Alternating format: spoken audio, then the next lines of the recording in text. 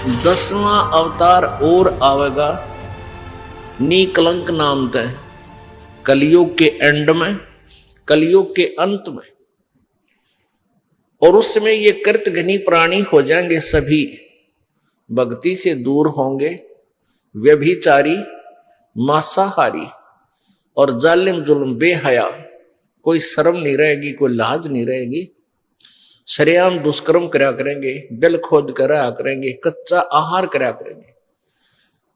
End of the कलयुग में जमीन उपजाऊ नहीं रहेगी, 4.5 फुट तक जमीन का उपजाऊ अंश खत्म हो जाएगा। यानी 3 हाथ, लगभग 4.5 फुट तक उपजाऊ अंश जमीन का समाप्त हो जाएगा।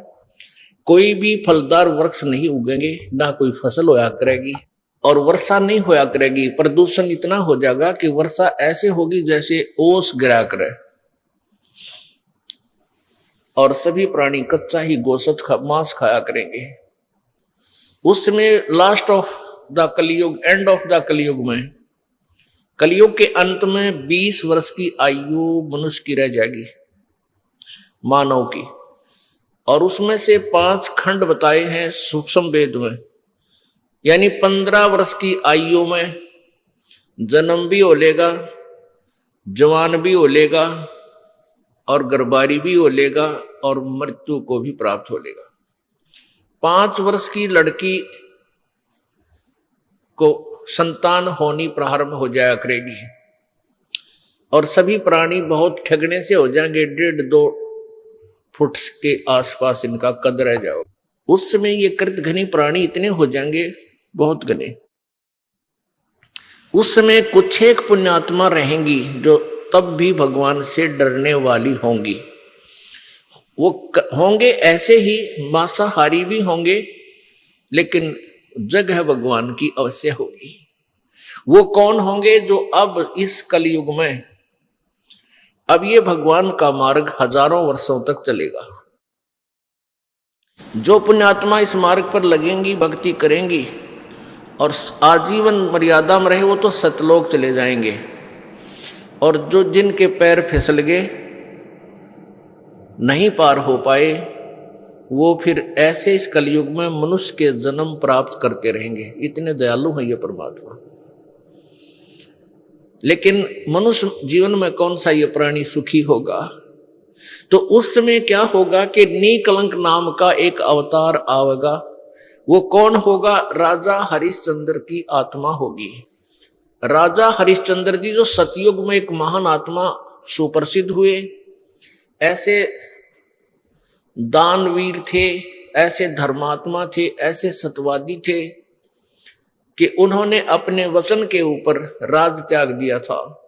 अपनी पत्नी को भी बेच दिया, अपने आप को भी बेच दिया, अपने सत्य की रक्षा की।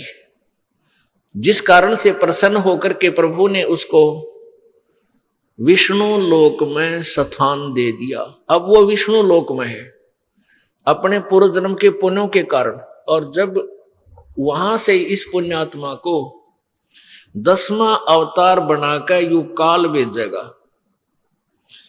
यो गीता जी में कहता है कि मैं अपने अंश अवतार रचता हूं और फिर उनमें प्रवेश करके सारा काम करता हूं। इसलिए गीता जी अध्याय नंबर 4 के श्लोक नंबर 5 और 9 में कहा कि अर्जुन, तेरे और मेरे बहुत जन्म हो चुके हैं, तू नहीं जानता, मैं जानता हूं। फिर कहता है 9वें श्लोक में कि मेरे जन्म और कर्म अलौकिक हैं। अब कर्म कैसे अलौकिक हैं? श्री कृष्ण में प्रवेश करके महाभारत करवा दी, युद्ध करवाया। ओह, परशुराम का जन्म दिया, परशुराम में प्रवेश करके अक्षत्रियों को मार डाला और पाप परशुराम का रख दिए सारे। ऐसे ही राजा हरिश्चंद्र जी को निकलंक नाम से संभल नगरी में विष्णु दत्त शर्मा के घर पर इसका जन्म होगा 10वें अवतार का। 10वां अवतार जो होगा संभल नगरी में, और विष्णुदत्त शर्मा नाम का एक ब्राह्मण होगा, उसके घर पर जन्म होगा और वो विशेष अलग से ही वैरायटी का बालक होगा। उसका उन अन्य से तगड़ा शरीर होगा क्योंकि वो स्पेशल भेज रखा होता है तो, और उसकी लंबी तलवार होगी। इन कृतघ्नी प्राणियों को ऐसे काटेगा नु जैसे या करेन गेहूं काटा करे, ऐसे काटेगा नु बुरी तरह इनको खत्म करेगा। फिर क्या होगा, उन प्राणियों को बख्शा जाएगा जो उस समय भी भगवान से डरने वाले होंगे। इतना प्रदूषण उस समय क्या होगा, फिर परमात्मा अपनी मेहर से, पुण्यात्मा एक तो परमात्मा ने विधान बना के छोड़ दिया, तो विधान जो भगवान ने बनाया है उसके ऊपर ये साइंटिस्ट अपना अनुभव करके थोड़ी रिसर्च कर लेते हैं और फिर वो भगवान को रिजेक्ट करना प्रारंभ कर देते हैं। ये इनकी महाभूल है। अब पीछे कई वर्षों से रट्टा लगा रखा था कि प्रदूषण इतना बढ़ गया, ग्लेशियन खत्म होगी, बर्फ नहीं पड़ेगी। अरीब का इतनी बर्फ गिर दी बिना गिनती की, वो न्यो का न्यो प्रदूषण है, न्यो का न्यो सारा सौदा है, डूंडा उठा दिया। तो भगवान की अपनी विट्टो पावर न्यारी है। तो क्या होगा, कलयुग के एंड में इन सभी को नाश करेगा, ऐसी दुष्ट आत्माओं को काटा जाएगा, खत्म करेगा। उसके बाद जो पुण्य उस समय थोड़ी बहुत आस्था भगवान की जिनमें होगी वो शेष बचेंगे।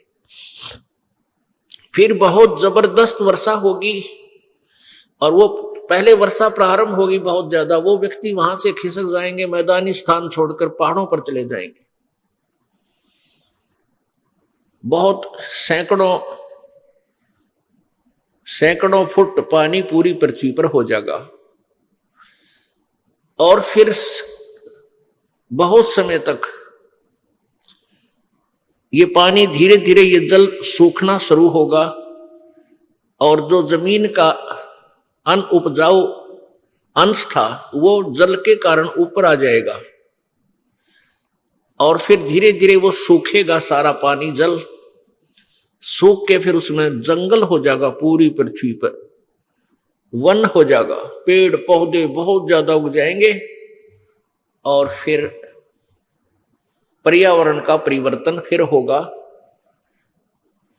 वन जो है ऑक्सीजन छोड़ते हैं पेड़ और कार्बन डाइऑक्साइड वायु से लेकर के पुनः पूरे वायुमंडल को शुद्ध कर देंगे। फिर उन शेष बचे हुए प्राणियों के घर पर जो बालक होंगे वो उल्टे होंगे।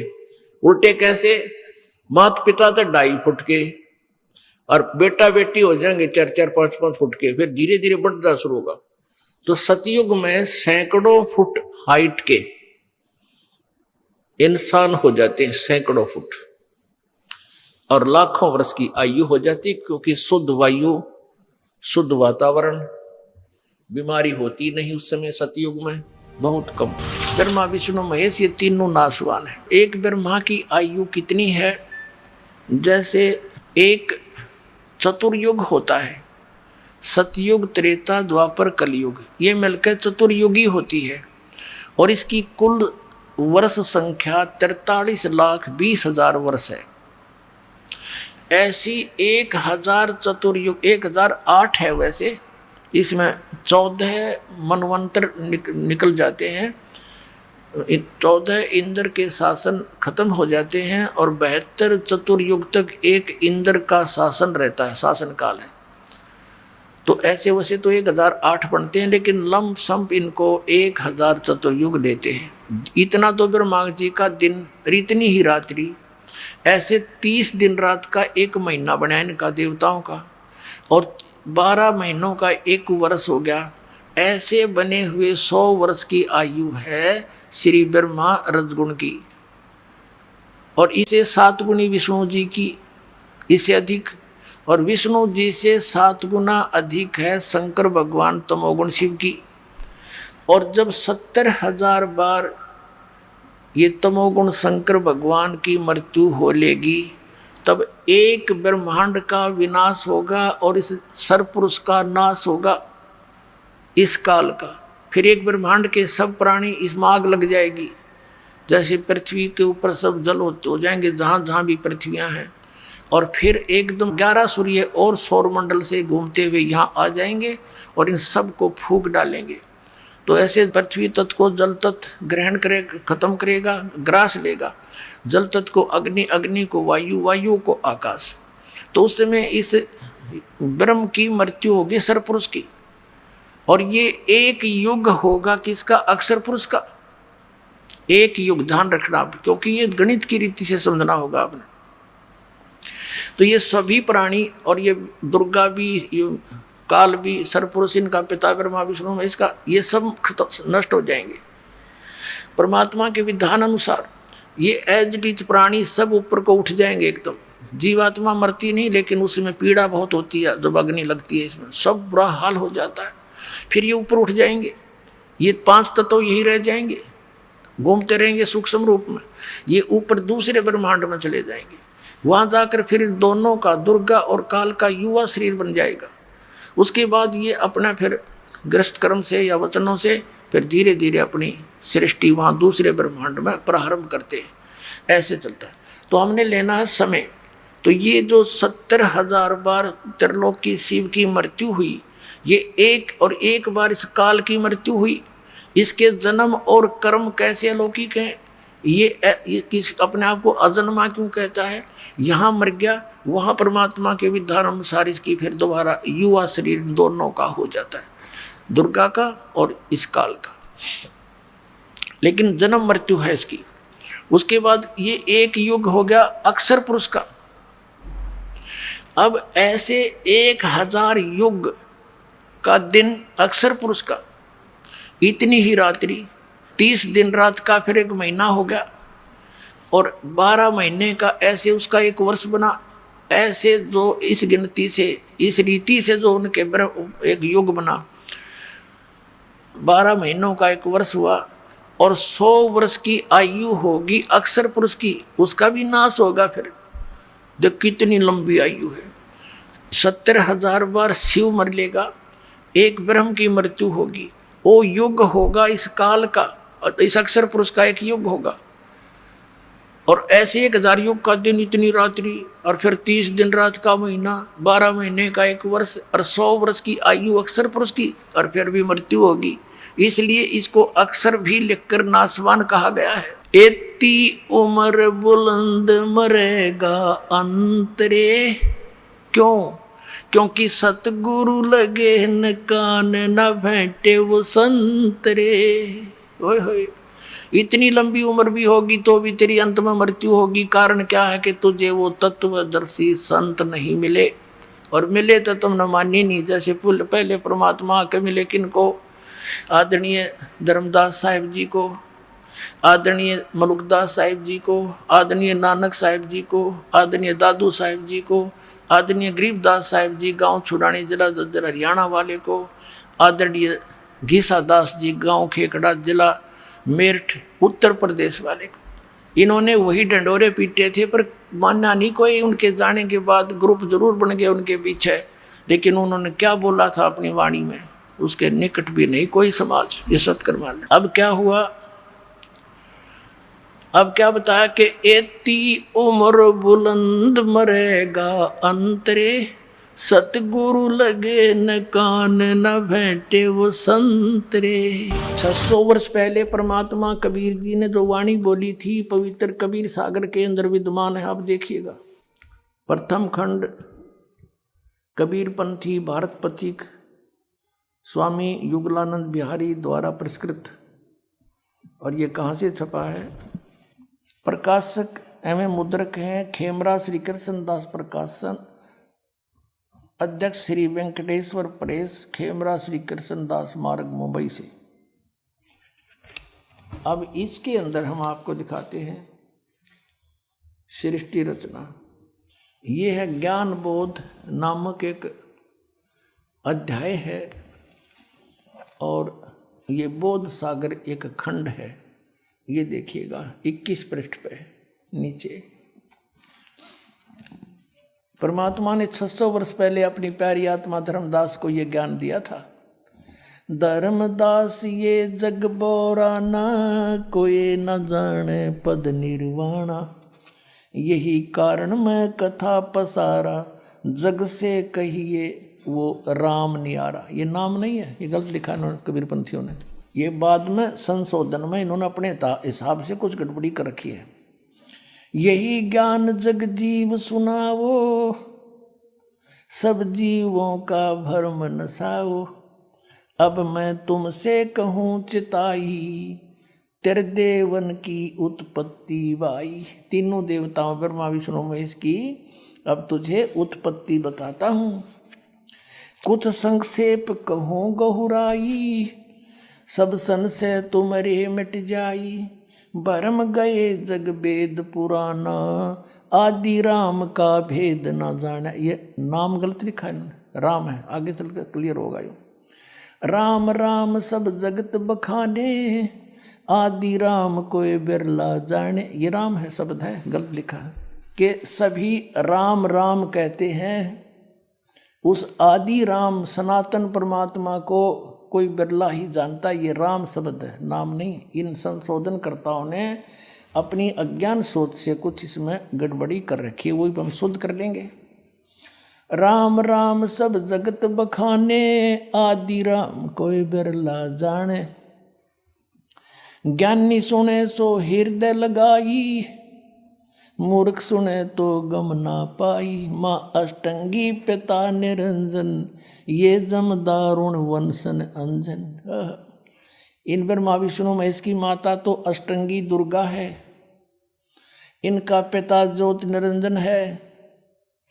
पहले कीन निरंजन राई, पीछे से माया उपजाई। कहते पहले तो ज्योत निरंजन को उत्पन्न किया इस काल को अंडे से, और पीछे से दुर्गा की उत्पत्ति की। माया रूप देख अति शोभा, यो देव निरंजन तन मन लोभा। दुर्गा के सुंदर रूप को देखकर इसके मन में दोष आ गया। कामदेव धर्मराय सताए, देवी को तुरंत धर खाए। पेट से देवी करी पुकारी, हे साहेब मोहे करो उबारी। पेट से दुर्गा ने पुकार करी। टेर सुनी सतगुरता आए, अष्टंगी को बंद छुड़वाए। परमात्मा कहते हैं कि टेर सुनी तहाँ हम आए। यहाँ इन्होंने अपने हिसाब से लिख दिया, सतगुरु तहाँ आए, अष्टंगी के बंध छुड़वाए, यानी उसके पेट से निकाले बंधन से। अब 22 पृष्ठ पर ज्ञान बोध। धर्म राय को हिकमत की ना, नख रेखा से भग कर लेना। नाखनों से स्त्री इंद्री लगा बना दी।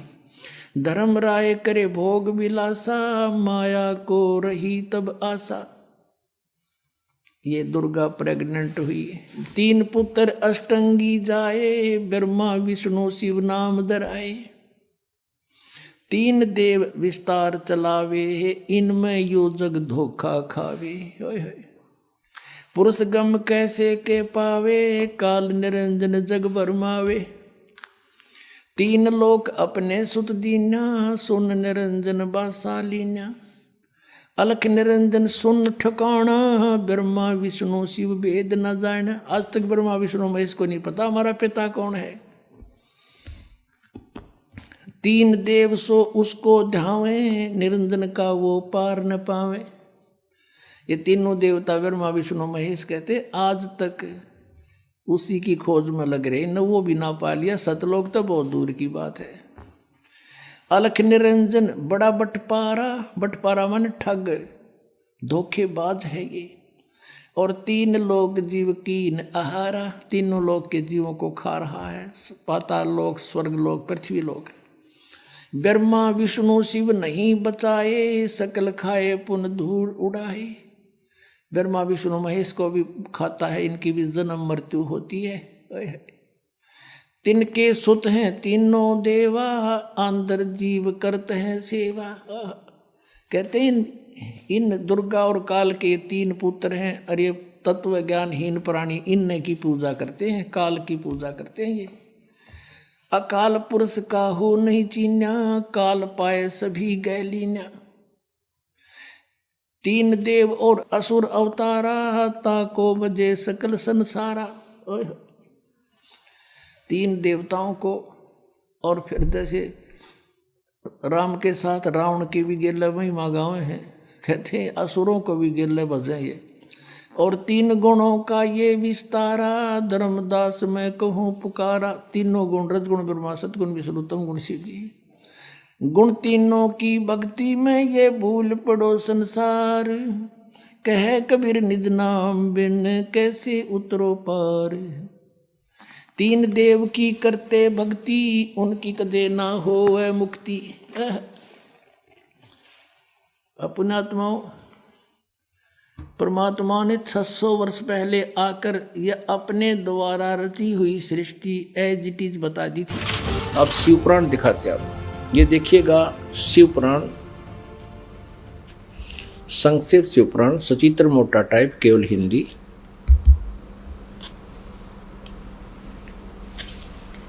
गीता प्रेस गोरखपुर से प्रकाशित है। संक्षिप्त शिव पुराण, सचित्र मोटा टाइप, केवल हिंदी। संपादक हनुमान प्रसाद पोदार।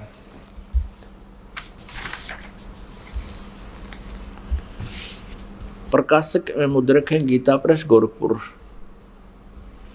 गोविंद वन कार्यालय, कोलकाता का संस्थान। अब यहां से शुरू करते हैं।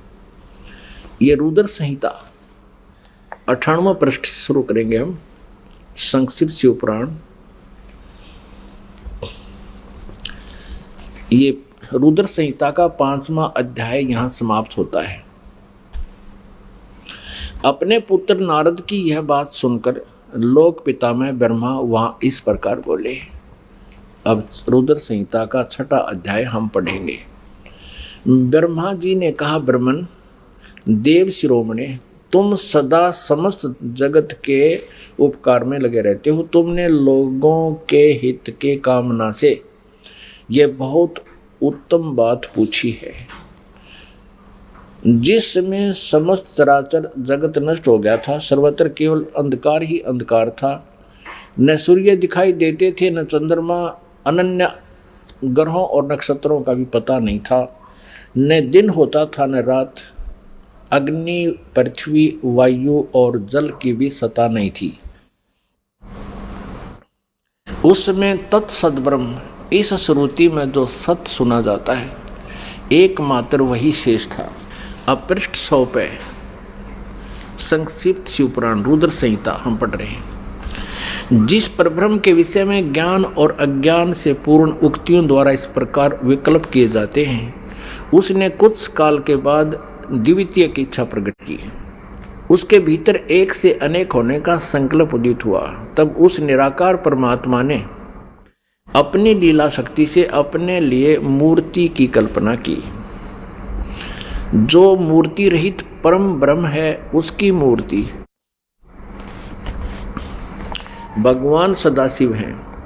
अर्वाचीन और प्राचीन विद्वान उन्हीं को ईश्वर कहते हैं। उस समय एकाकी रहकर स्वेच्छानुसार विहार करने वाले उन सदाशिव ने अपने विग्रह से स्वयं ही एक स्वरूप भूता शक्ति की सृष्टि की, जो उनके अपने श्री अंग से कभी अलग होने वाली नहीं थी।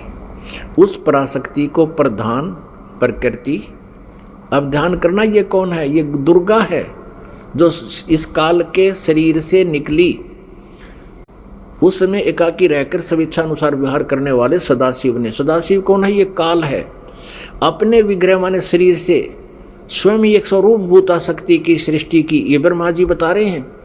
अब परमेश्वर कबीर जी ने बताया कि काल ने दुर्गा को खा लिया था, उसके पेट से परमेश्वर कबीर जी ने इसको अलग किया था। यहाँ इनकी मिलती जुलती सी बात है, क्योंकि कबीर परमेश्वर जी ने ब्रह्मा जी को ये ज्ञान सुनाया था और ब्रह्मा जी ने कुछ अपना अनुभव, कुछ कबीर जी का ज्ञान मिला करके इसको सिरे चढ़ाया। उस समय एकाकी रहकर स्वेच्छानुसार विहार करने वाले उन सदाशिव ने अपने विग्रह माने शरीर से स्वयं ही एक स्वरूप भूता शक्ति की सृष्टि की, जो उनके अपने श्रीअंग से कभी अलग होने वाली नहीं थी। उस पराशक्ति को प्रधान प्रकृति, गुणवती माया, बुद्धि तत्व की जननी तथा विकार रहित बताया गया है। वह शक्ति अंबिका कही गई है। उसी को प्रकृति ये ध्यान से याद रखना कि दुर्गा को प्रकृति भी कहते हैं। सर्वेश्वरी और त्रिदेव जननी, तीनों देवताओं की माता ब्रह्मा जी, विष्णु जी, शिव जी की जननी श्री दुर्गा जी को कहते हैं। वो त्रिदेव जननी, नित्य और मूल कारण भी कहते हैं। सदा शिव द्वारा प्रकट की गई उस शक्ति के 8 भुजाएं हैं। अंडरस्टूड हो गया कि इस दुर्गा के बारे में है। नाना प्रकार के आभूषण उसके श्री अंगों की शोभा बढ़ाते हैं। वह देवी नाना प्रकार की गतियों से संपन्न है और अनेक प्रकार के अस्त्र शस्त्र धारण करती है। क्लियर?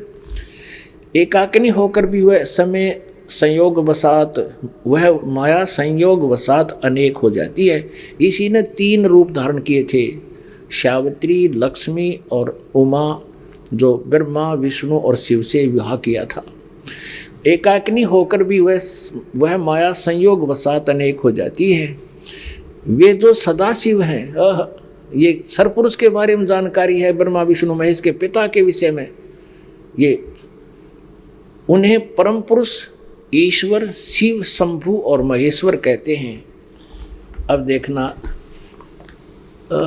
101 पृष्ठ पर रुद्र संहिता का हम ये 6वां अध्याय पढ़ रहे हैं। वे अपने सारे अंगों पर भस्म रमाए रहते हैं। उन काल रूपी ब्रह्म ने, इसे काल कहो चाहे ब्रह्म कहो, सर्वपुरुष कहो, ज्योति निरंजन कहो, उन काल रूपी ब्रह्म ने एक ही समय शक्ति के साथ, नाथ नहीं है, शक्ति के साथ यानी दुर्गा के साथ शिवलोक नामक अक्षेत्र का निर्माण किया था।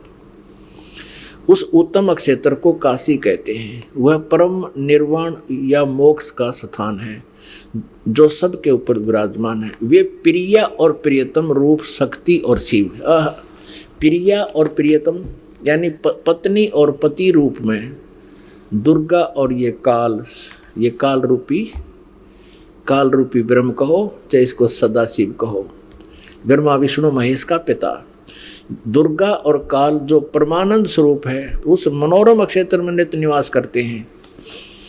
शिव और शिवाने, शिव यहाँ ये काल रूपी ब्रह्म है क्योंकि शिव का रूप धारण भी कर लेता है ये अपने पुत्र जैसा, क्योंकि अपने वास्तविक रूप में कभी किसी के समक्ष नहीं आता। ये शिव यानी इस काल रूपी ब्रह्म ने, ये काल रूपी ब्रह्म ने, शिव और शिवा ने, काल और दुर्गा ने प्रलय काल में भी उस अक्षेत्र को अपने सानिध्य से मुक्त नहीं किया है। देव से ब्रह्मा जी बता रहे हैं नारद को, एक समय उस आनंद वन में रमण करते हुए शिवा और शिव के मन में, काल और दुर्गा के मन में, दुर्गा और काल के मन में, सरपुरुष के मन में यह इच्छा हुई कि किसी दूसरे पुरुष की सृष्टि करनी चाहिए, यानी कोई बच्चा उत्पन्न करना चाहिए, लड़का, जिस पर यह सृष्टि संचालन का महान भार रखकर हम दोनों केवल काशी में रहकर इच्छा अनुसार विचरें और निर्वाण धारण करें। ऐसा निश्चय करके शक्ति सहित सर्वव्यापी परमेश्वर शिव ने, इस काल रूपी ब्रह्म ने दुर्गा के साथ रमण किया। अपने वाम भाग के 10वें अंग पर अमृत मल दिया, पति पत्नी व्यवहार किया। फिर तो वहां से एक पुरुष प्रकट हुआ, एक पुत्र की उत्पत्ति हुई। देखना 102 पृष्ठ पे संक्षिप्त शिवपुराण हम पढ़ रहे हैं। अब यहाँ पुत्र जो उत्पन्न हुआ, इस काल रूपी ब्रह्म ने यानी शिव ने कहा, वत्स व्यापक होने के कारण तुम्हारा विष्णु नाम विख्यात हुआ। अब दुर्गा और काल से जो पुत्र उत्पन्न हुआ उसका नाम विष्णु रखा। ये आपने 6वां अध्याय पढ़ लिया रुद्र संहिता का। पुण्यात्माओं, ये अपने वही सदग्रंथ हैं जिनके आधार मानकर हम ये ज्ञान ग्रहण करते थे। ये आचार्य ब्राह्मण गुरु हमें ये बताया करते थे कि शिव पुराण में ऐसा लिखा है, हम इसलिए आपको बता रहे हैं। विष्णु पुराण में ऐसा लिखा है, देवी पुराण में ऐसा लिखा है। तो हम सोचा करते थे ये जो बता रहे हैं दंत कथा शायद ऐसा ही लिखा होगा क्योंकि ये संस्कृत जानते हैं। आज ये सदग्रंथ उनके लोक वेद के विपरीत ज्ञान बता रहे हैं। अब इसमें स्पष्ट हो गया, काल रूपी ब्रह्म सरपुरुष कहो, ज्योत निरंजन कहो, इसे काल कहो या इसे सदाशिव कहो, ये ब्रह्मा विष्णु महेश का पिता है। और दुर्गा कहो, प्रकृति कहो, और ये इनकी माता है। इन दोनों के संयोग से श्री विष्णु जी की उत्पत्ति हुई। ये अपनी शिव पुराण स्पष्ट कर रहे हैं। और रुद्र संहिता का 6वां अध्याय। अब आपको 7वें अध्याय में ब्रह्मा जी कहते हैं फिर मेरी उत्पत्ति भी ऐसे की, दुर्गा और काल ने दोनों ने मिलकर, ब्रह्म ने। देखिए ये रुद्र संहिता है और ये हमने 6वां अध्याय यहाँ तक पढ़ लिया। अब 7वां देखते हैं, 103 पृष्ठ पे। ब्रह्मा जी कहते हैं देवर से, ब्रह्मा जी कहते हैं नारद को देवर से, तत्पश्चात कल्याणकारी परमेश्वर साव सदाशिव ने पूर्ववत प्रयत्न करके, जैसे विष्णु जी को उत्पन्न किया, मुझे अपने दाहिने अंग से उत्पन्न किया, उन परमेश्वर ने मुझे तुरंत ही अपनी माया से मोहित करके नारायण देव के नाभि कमल में डाल दिया और लीला पूर्वक मुझे वहाँ से प्रकट किया। इस प्रकार उस कमल के पुत्र के रूप में मुझ हिरण्यगर्भ का जन्म हुआ। अब पुण्यात्मा यहाँ पर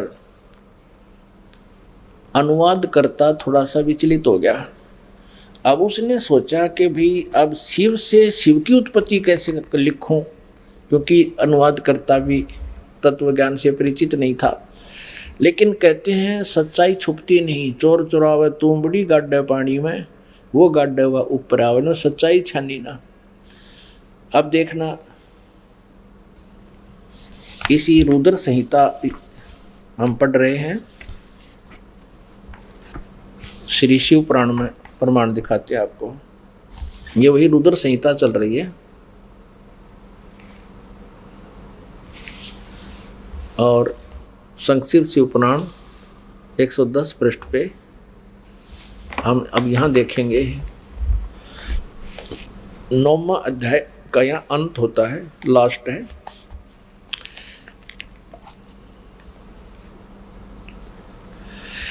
इस प्रकार ब्रह्मा विष्णु और रुद्र इन 3 देवताओं में गुण हैं। इस प्रकार ब्रह्मा विष्णु रुद्र इन 3 देवताओं में गुण हैं, परंतु शिव गुणातीत माने गए हैं। अब देखो 3 ये है, ब्रह्मा विष्णु और रुद्र, और ये काल रूपी ब्रह्म इनसे अलग है। 4 हो गए। और स्पष्ट करते हैं पवित्र श्रीमद् भगवत गीता में सृष्टि रचना का प्रमाण अध्याय नंबर 14 के मंत्र 3, 4, 5 में स्पष्ट हो जाता है कि रजगुण ब्रह्मा, सतगुण विष्णु, तमगुण शिव जी ये प्रकृति यानी दुर्गा से उत्पन्न हुए हैं। और यही पुराण बता रहे हैं, यही गीता जी प्रत्यक्ष कर रही है, स्पष्ट कर रही है। अध्याय नंबर 14 का ये देखिए, अध्याय नंबर 14 और ये देखिएगा मंत्र नंबर 3, 3, 4, 5 आपको सुनाते हैं। हे अर्जुन, मेरी महत ब्रह्म रूप मूल प्रकृति सभी संपूर्ण भूतों यानी प्राणियों की योनि अर्थात गर्भाधान स्थान है, और मैं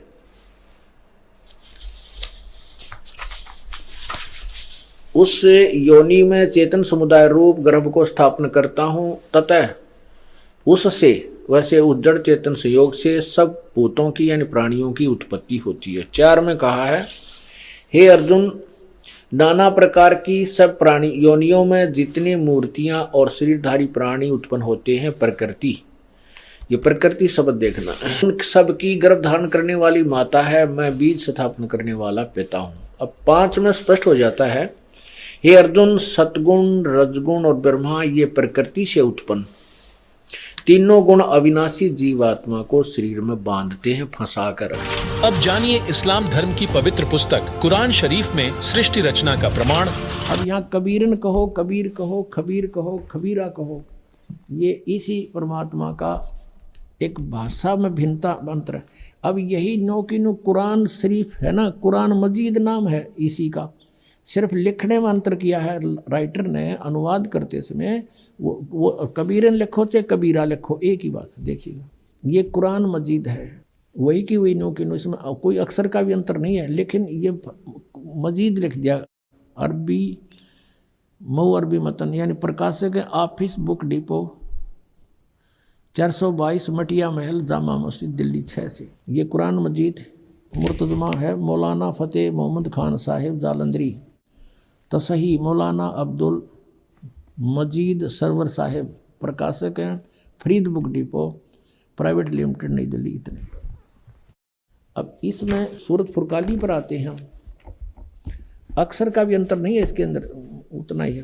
सूरत फुरकानी 25 और पृष्ठ नंबर है इसकी, इस पर 570 है, उसमें 604 है कुरान शरीफ में। अब यहाँ आते हैं नीचे एज इट इज, इसमें अंतर माड़ा सा भी 51 है, ये 52 शुरू होती है। फला तुतियल काफिरन ने व जिहादुम बिही जिहादन जिहादन कबीरा, कबीरा कहो, कबीरन कहो, कबीर कहो, खबीरा कहो। ये सिर्फ इसमें कबीरा लिखा उसमें कबीरन लिखा है। अब इसको कबीर कहो एक ही बात है, इससे तो इतना लेना। अब हम फिर कुरान शरीफ को ही लेते हैं। अब हमने ये जो पढ़ा है ये कुरान मजीद देखा था, अब कुरान शरीफ को फिर लेते हैं, इसका अनुवाद इससे देखेंगे। अब देखो कुरान शरीफ फिर लेते हैं, वो मजीद थी ये कुरान शरीफ है और इसके अनुवादक प्रकाशक पहले हमने दिखा दिए हैं। ये सारा लखनऊ किताबघर से ये प्रकाशित है, मौसम बाग सीतापुर रोड लखनऊ से। अब हम इसके आते हैं 604 पृष्ठ पे, 604 पृष्ठ पे, और वही है इस कुरान शरीफ सूरत फुरकानी 25। नीचे आते हैं, ये 52 आयत है। फला तुतियल काफिरन जाहिदुम बिही जिहादन कबीरन, ये कबीर कहो, कबीरा कहो, कबीरन कहो, कंसेप्ट क्लियर हुआ। अब ये क्या कहता है यहाँ पर कि ए पैगंबर, कुरान शरीफ का ज्ञान देने वाला अपने पैगंबर को बोल रहा है तुम काफिरों का कहा न मानना। वो काफिर नहीं मानते भगवान को, वो तो अन्य देवताओं की पूजा करते हैं। और इस कुरान शरीफ की दलीलों से, कुरान की दलीलों से मैं जो तुझे हिदायत दे रहा हूँ, इसके आधार से उनका सामना करना उस कबीर के लिए, जिहादन कबीरन, उस कबीर के लिए, कबीर अल्लाह के लिए संघर्ष करना, लड़ना नहीं। जिहाद का अर्थ लड़ना नहीं होता, संघर्ष करना, उनकी बातों में ना आना, सीधी सी बात है। अब देखो, अब हमने 52 का अर्थ पढ़ लिया। अब 607 पर सूरत फुरकानी 25, और ये कबीर नामक अल्लाह वही है जिसने 2 दरियाओं को मिला चलाया, एक का मीठा प्यास बुझाने वाला और एक का खारी कड़वा, और दोनों में एक आड़ और मजबूत रोक बना दी। और वही है जिसने पानी की बूंद से आदमी को पैदा किया, फिर उसको साहिब नसीब नसब यानी किसी का बेटा या बेटी, और ससुराल वाला यानी किसी का दामाद बहू बनाया। और तुम्हारा परवरदिगार हर चीज़ के करने में शक्तिमान है।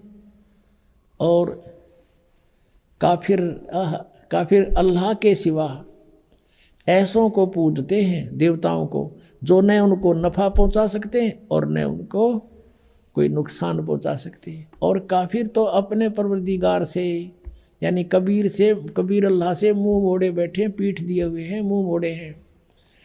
अब 56 या 55 समाप्ति, और 56 में कहा कि ए पैगंबर, हमने तुमको खुशखबरी सुनाने और सिर्फ अजाब से डराने के लिए भेजा। 57 में कहा है कि इन लोगों से कहो कि मैं तुमसे इस अल्लाह के हुक्म का पर कुछ मजदूरी नहीं मांगता, हाँ जो चाहे अपने परवरदिगार तक पहुंचने की राह इख्तियार कर ले।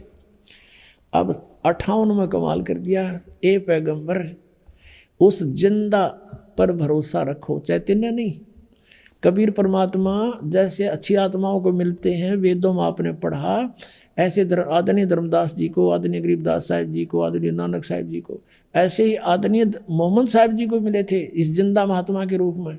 लेकिन इन्होंने इनकी बात को स्वीकार नहीं किया था। और वो कुरान शरीफ ज्ञानदाता कहता उस जिंदा पर भरोसा रखो जो कभी मरने वाला नहीं है, वो अविनाशी है, वह जिंदा महात्मा रूप में तुझे मिला था। और तारीफ के साथ उसकी पाकी बयान करते रहो, यानी गीता ज्ञानदाता किसी और अल्लाह की पाकी बयान करने को कह रहा है, और अपने बंदों के गुनाहों से वो काफ़ी खबरदार है। ये कबीर है यहाँ पर, ये 58 नंबर आयत है, यहाँ देखो 58। ये 58 है, यहाँ पढ़ेंगे। ये खबीरा लिखा है, इबादही खबीरा। अब इबादही माने पूजा के योग्य वो कबीर है। इबादत, इबादत माने पूजा, इबादही यानी पूजा के योग्य वो कबीर है। कबीर 58, यहाँ फिर हम आएंगे इसके। ये 58 हम पढ़ रहे हैं कि वो अपने भक्तों के, वो जिंदा रूप में तुझे मिला था उस पर भरोसा रख, वो अविनाशी परमात्मा है और तारीफ के साथ उसकी पाकी बयान करते रहो। अपने बंदों के गुनाहों से वह कबीर खूब खबरदार है, यानी पाप नाश कर देता है। वो कबीर खबरदार है, कबीर लिखना था। कबीर अल्लाह, अल्लाह अकबर, जानता है सब कुछ। अब 59 में तो कमाल कर दिया। और जिसने आसमानों और ज़मीन और जो कुछ भी उनके बीच में है सबको 6 दिन में पैदा किया और फिर तख्त पर जा बिराजा, वो अल्लाह बड़ा। अब इन्होंने यहाँ भी कबीर का अर्थ बड़ा कर दिया। वो अल्लाह कबीर है, ये लिखना था, वो अल्लाह कबीर है। ये 59 में, यहाँ देखो, ये फिर 59 आ गई। इसमें फिर खबीरन लिखा है, अरहमानू फसल भी ही खबीरन, कबीरन कहो, कबीर कहो, खबीर कहो। तो इन्होंने इसका अर्थ भी बढ़ा कर दिया। अब फिर पढ़ेंगे इस 58 नंबर को, जिसने आसमानों और जमीन और जो कुछ उनके बीच में है सबको 6 दिन में पैदा किया। जो पवित्र बाइबल जो ज्ञान देता है 60% ज्ञान वही कुरान शरीफ में है।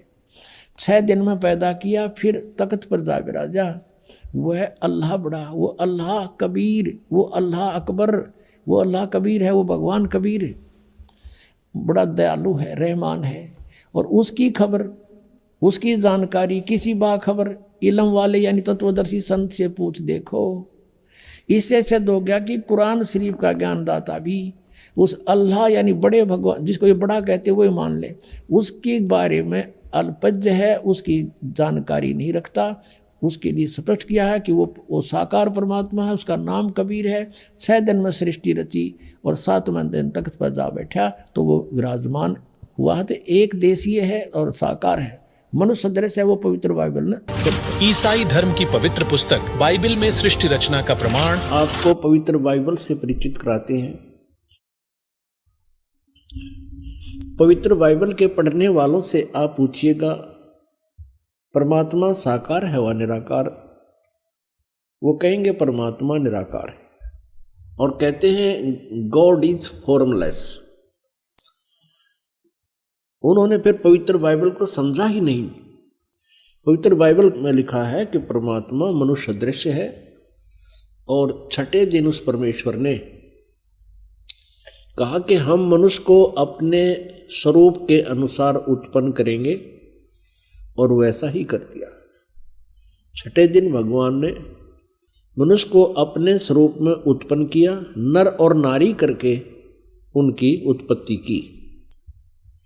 अब देखिएगा प्रमाण पवित्र बाइबल में।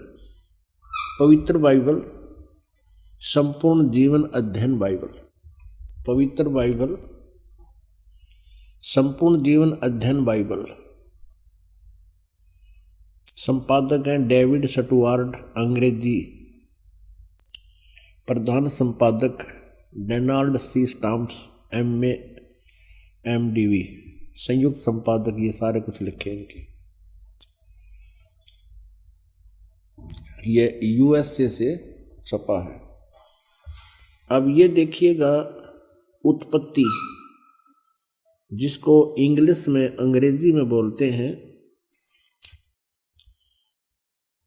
ये जेनेसिस। आरंभ यहाँ होता है, आदि में परमेश्वर ने आकाश और पृथ्वी की सृष्टि की। पृथ्वी बेडौल और सुनसान पड़ी थी और गहरे जल के ऊपर अंधियारा था तथा परमात्मा का आत्मा जल के ऊपर मंडराता था। जब परमेश्वर ने कहा कि उजियाला हो तो उजियाला हो गया और परमेश्वर ने उजियाले को देखा कि अच्छा है और परमेश्वर ने उजियाले को अंधियारे से अलग किया। और परमेश्वर ने उजियाले को दिन, अंधियारे को रात कहा। सांझ हुई फिर भोर हुआ, भोर माने सुबह। इस प्रकार ये पहला दिन की रचना की प्रभु ने, परमात्मा ने, परमेश्वर ने। फिर परमेश्वर ने कहा कि जल के बीच एक ऐसा अंतर हो कि जल दो भाग हो जाए, तब ऐसा ही होगा। तथा इस प्रकार सांझ हुई फिर भोर हुआ, ये दूसरा दिन हो गया। फिर तीसरे दिन कुछ और रचना की, सांझ हुई फिर भोर हुआ, फिर ये तीसरा दिन हो गया। ये फिर सांझ हुई फिर भोर हुआ, ये चौथा दिन हो गया। कुछ और रचना की परमात्मा ने, चौथा दिन हो गया। फिर ये प्रश्न नंबर 5 पे, तथा फिर और बहुत सी रचनाएं की परमेश्वर ने, तो सांझ हुई फिर भोर हुआ, इस प्रकार ये 5वां दिन हो गया। अब हम छठा दिन पढ़ेंगे।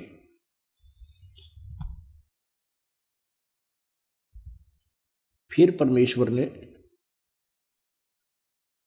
कहा कि हम मनुष्य को अपने स्वरूप के अनुसार अपनी समानता में बनाए, और वे समुद्र की मछलियों और आकाश के पक्षियों और घरेलू पशुओं और सारी पृथ्वी पर और सब रेंगने वाले जंतुओं पर जो पृथ्वी पर रेंगते हैं अधिकार रखे, यानी उनसे बुद्धिमान हो। तब परमेश्वर ने मनुष्य को अपने स्वरूप के अनुसार उत्पन्न किया। अपने ही स्वरूप के अनुसार परमेश्वर ने उसको उत्पन्न किया, नर और नारी करके उसने मनुष्यों की सृष्टि की। पुण्यात्माओं फिर पढ़ लो। तब परमेश्वर ने मनुष्य को अपने स्वरूप के अनुसार उत्पन्न किया। अपने ही स्वरूप के अनुसार परमेश्वर ने उसको उत्पन्न किया, नर और नारी करके मनुष्यों की सृष्टि की। अब पवित्र बाइबल में उत्पत्ति ग्रंथ अध्याय नंबर 1 का श्लोक नंबर 26 है। ये इसमें स्पष्ट कर दिया है कि परमात्मा मनुष्य जैसा है, उसने मनुष्य को अपने जैसा बनाया है, नर और नारी करके उसकी उत्पत्ति की। आगे परमेश्वर ने एक और कमाल किया है कि मनुष्यों के लिए मांस खाने का आदेश उस परम पिता का नहीं है जिसने सब ब्रह्मांडों की रचना की, जो कुल का मालिक है। आगे देखिएगा, इसी उत्पत्ति ग्रंथ में ये 26 नंबर हमने पढ़ लिया। 27 नंबर में कि मनुष्य 26 और 27 में यही व्यवस्था बताई है। ये 27 श्लोक में लिखा है कि तब परमेश्वर ने मनुष्य को अपने स्वरूप के अनुसार उत्पन्न किया। अपने स्वरूप के अनुसार परमेश्वर ने उसको उत्पन्न किया और नर और नारी करके मनुष्यों की सृष्टि की। अब 29 श्लोक में देखो, फिर परमेश्वर ने उनसे कहा, मनुष्यों को, सुनो, जितने बीज वाले छोटे छोटे पेड़ सारी पृथ्वी के ऊपर हैं और जितने वृक्षों में बीज वाले फल होते हैं, वे सब मैंने तुमको दिए हैं, वे तुम्हारे भोजन के लिए हैं। अब पूर्ण परमात्मा का कोई आदेश नहीं है मांस आहार करने का किसी भी मनुष्य को, और ये कितना बुरी तरह खाते हैं ये ईसाई लोग। तब सांझ हुई फिर भोर हुआ, इस प्रकार 6वां दिन हो गया। ये और बहुत सी रचनाएं की इसके बाद। अब 7वां दिन देखो,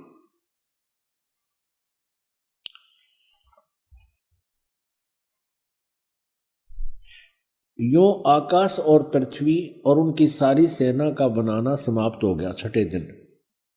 और परमेश्वर ने अपना काम जिसे वह करता था 7वें दिन समाप्त किया, और उसने अपने किए हुए सारे काम से 7वें दिन विश्राम किया। और परमेश्वर ने 7वें दिन को आशीष दिया, उसे पवित्र ठहराया, सृष्टि के सारी रचना के काम से विश्राम। परमात्मा ने कहा कि आप गीता जी को मानते हो? कहा जी। भगवान कौन है? प्रश्न किया परमात्मा ने कि श्री कृष्ण, श्री विष्णु जी, श्री शंकर जी और ब्रह्मा जी, ये सर्वेश्वर महेश्वर, इनकी जन्म मृत्यु नहीं होती। तो परमात्मा ने कहा कि चौथे अध्याय के 5 और 9 श्लोक में, दूसरे अध्याय के 12वें श्लोक में और 10वें अध्याय के दूसरे श्लोक में धर्मदास जी देखियो आपका गीता ज्ञानदाता क्या कहता है कि मैं तो जन्म मृत्यु होती है, मैं तो अविनाशी हूं नहीं नाशवान हूं, तुम इसको अविनाशी बता रहे हो। और 18वें अध्याय के 62वें श्लोक में कहा कि तू सर्वभाव से उस परमेश्वर की शरण में जा, उसकी कृपा से तू परम शांति को और सनातन परम धाम को प्राप्त होगा। 15वें अध्याय के 4थे श्लोक में कहा गीता जी में कि जब तत्वदर्शी संत मिल जाए उसके पश्चात परमेश्वर के उस परम पद की खोज करनी चाहिए, जहां जाने के बाद साधक फिर लौटकर संसार में कभी नहीं आते। अब धर्मदास का तो सिर घूम गया उस पुण्यात्मा का कि मैं क्या सुन रहा हूं, गीता साथ ही खोल के देखा साथ के साथ। अब कहने का भाव ये है पुण्यात्मा हो, ये इतना रंग चढ़ जाता है। अंत में धर्मदास कहने लगा कि तू मुसलमान है, क्योंकि बाबा जिंदा के रूप में उन्होंने अपना एक वेशभूषा होती है जितना महात्माओं की, एक और कोट सा पहनते हैं, घुटनों तो तले तई का काला, ऊपर काला ही टॉप होता है, एक कच्छा पहनते हैं अंडरवियर काला ही। तो धर्मदास जी ने टोंट कस दिया कि तू मुसलमान जाति का है, इसलिए हमारे देवताओं की तू बेइज्जती करता है, मैं तेरी बात सुनना पसंद नहीं करता। अब यूं कहते ही परमात्मा अंतर ध्यान हो गए और धर्मदास जी की बंदगी सामने से आदमी अंतर ध्यान हो जाए ना दिखे एकदम तो आप हार्ट अटैक होना हो गया, उसका हार्ट अटैक हो गया। अब क्यों था कौन ये भी समझ गया, फिर सोचा कोई सिद्ध पुरुष होगा, फिर शांति से जब सोचा कि ये कुछ भी था लेकिन ज्ञान इसका 16 अन्य था, सारी साची कह था, और मैंने तो जानबूझकर बकवाद करके और इस अनमोल ज्ञान से मैं वंचित रह गया, बड़ा चिंतित हुआ, सारी रात करवट लेता रहा। अगले दिन फिर उसने सोचा अब क्या की भक्ति करूं, जिसकी भक्ति कर रहा था वो तो नाशवान है, और भी काफी चर्चा हुई थी। तो उसने सुबह तालाब में भी नहीं नहाया, वो स्नान नहीं किया, और पहले दिन जो चर्चा हुई थी उसमें बहुत सी गलत बातें धर्मदास ने बोल दी थी कि हम जीव हिंसा नहीं करते, तुम मुसलमान हो, तुम मांस खाते हो और तुम हमारे देवताओं के बारे में ऐसा बोलते हो, ऐसी ऐसी बकवाद गढ़ दी थी, बहुत सी बातें बोल दी थी। सुबह उसने धर्मदास जी ने ना स्नान किया सरोवर में मथुरा वाले में, अपनी रोटी बनाई और सोचा खा के चालू करने। अब सुबह उठा, लकड़ी जलाई, चूल्हे में खाना बनाने लगा, सब्जी सब्जी पकाई, एक मोटी लकड़ी लगा रखी थी, वह बीच में थोथी थी, सहयोगी लकड़ी लगा करके उसमें अग्नि लगा कर खाना बना रहा था। खाना बनाते बनाते कुछ सूर्य उदय सा हो गया, रोशनी सी हो गई, साफ दिखाई दे रहा था सब कुछ। रोटी बनाते बनाते लकड़ी जलती जलती बिल्कुल चूल्हे के पास उसका एंड आ गया, अंतिम सिरा आ गया उस लकड़ी का, जो मोटी लकड़ी थी। उसमें क्या देखा कि चींटियां अपने अंडे मुख में लेकर बाहर निकलने की चेष्टा कर रही हैं, लेकिन बाहर के हिस्से पर उस पे तरल पदार्थ उबल रहा था, जैसे गिल्ली लकड़ी हो थोड़ी बहुत, तो पीछे से उसमें तरल पदार्थ एक पानी सा उबल रहा होता है, बाहर निकलने की चेष्टा कर रही हैं, तो उस तरल पदार्थ जो उबल रहा था उसके ऊपर गिर गिर के चटक चटक होकर जल रही है। अब धर्मदास एक बार हक्का भक्का रह गया कि आज तो मैंने जुल्म कर दिया, इतनी ढेर सारी चींटियां फूंक डाली इस लकड़ी में, तो बहुत इतनी लंबी थी और जलती जलती आज निकट आ गई है भगवान, आज तो करोड़ों चींटी मर गई। रोए बड़ा दुखी हो गया, तो उसने उसी से मैं अग्नि बुझा दी, जितनी रोटी बनी थी बन गई। अब उसने सोचा कि इसका प्रायश्चित करूं, आज मैं भूखा रहूंगा और इस भोजन को किसी साधु संत को खिला दूंगा। अब परमात्मा कहते हैं सोचल सीधर मैं करूं अपने जन के काज। अगले दिन परमात्मा ने क्या किया, एक हिंदू साधु का रूप बना के और एक वृक्ष के नीचे बैठ के धर्मदास जी वो थाली में डाल के सारी सब्जी चला संत की खोज में। सामने देखा एक संत बैठा है, वहां जाकर के रख के थाली और कहा महाराज जी भोजन पा लो। परमात्मा बोले धर्मदास रख दे भाई, भूख लगी है। धर्मदास जी ने सोचा भाई कोई जानकार सा दिखा है, सोचा मैं भंडारे करता रहता हूं, ये महात्मा गया होगा कभी। अब रख दी थाली। परमात्मा ने एक लोटा रखा था जल का, जल लिया उसमें से थोड़ा सा और एक मंत्र सा बुदबुदाया और छींटे मार दिए। पूरी बनी बनाई रोटी और सब्जी के थाली में रखी के देखते ही देखते क्या हुआ कि सारे भोजन की चींटी बन गई। अंडे मुंह में लेकर और थाली से बाहर निकलने की चेष्टा करते हैं, सारी थाली काली होगी चींटियों से। तब परमात्मा उसी जिंदा महात्मा के रूप में बदल लिया रूप परमात्मा ने और कहा रे धर्मदास कल क्या कह रहे थे आप कि हम मुसलमान तो जीव हिंसा करते हैं और तुम जीव हिंसा नहीं करते। जब धर्मदास ने देखा ये तो काल वाला महाराज जी है, चरणों में पड़ गए, ये भगवान मेरा माफ कर दो, मैं पापी आत्मा दाता, मैंने गलती कर दी। परमात्मा ने कहा तेरे से तो कसाई भी अच्छा, तेरे एक के दिन में इतनी मार दी, इतने जीव हिंसा कर दी। दर्जन दे का रूप शैल वृंदावन कीनी, कहाँ मिले धर्मदास करते हैं बहुत अदीनी। बहुरंगी बरियाम कामनी कामी सोई, दर सतगुरु का रूप धनी उतरे हैं लोई। गरीबदास जी कह रहे हैं कि बहुरंगी वरियाम बहुत प्रकार के रूप बनाने वाला परमात्मा और निकामी सोई यानी केवल निस्वार्थ भाव से हमारे लिए यहाँ आते हैं।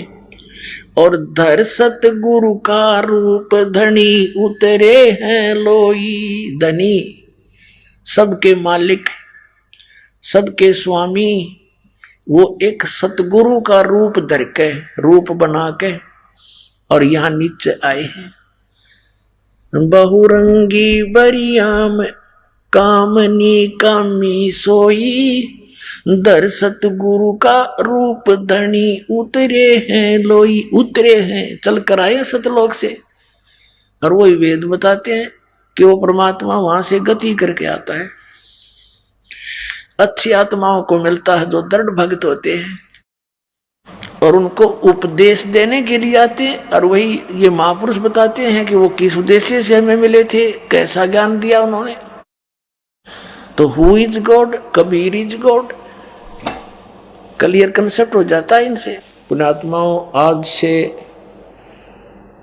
लगभग 600 वर्ष पहले आदरणीय परम पूज्य कबीर परमेश्वर जी ने आदरणीय धर्मदास साहिब जी से कहा था, जब धर्मदास जी ने पूछा कि हे भगवान हम तो नीच हैं दाता, आप कितने दयालु हो, हमने आपके साथ कैसा जुल्म किया, धोखा किया, आपको छोड़कर हम इस काल को चाहने लगे जिस कारण से हम यहाँ आ गए। हमारे को तो दाता जो सजा मिल रही है ये बहुत कम है, गधे कुत्ते सुअर बन के यहाँ रोग कष्ट हम भोग रहे हैं। मनुष्य जीवन में भी कोई सुखी नहीं। हमने जो अपराध किया है उसके प्रतिफल में यह सजा बहुत कम है। फिर भी परमात्मा आप दयालु हो। हे परमेश्वर, आप कहते हो कि मैं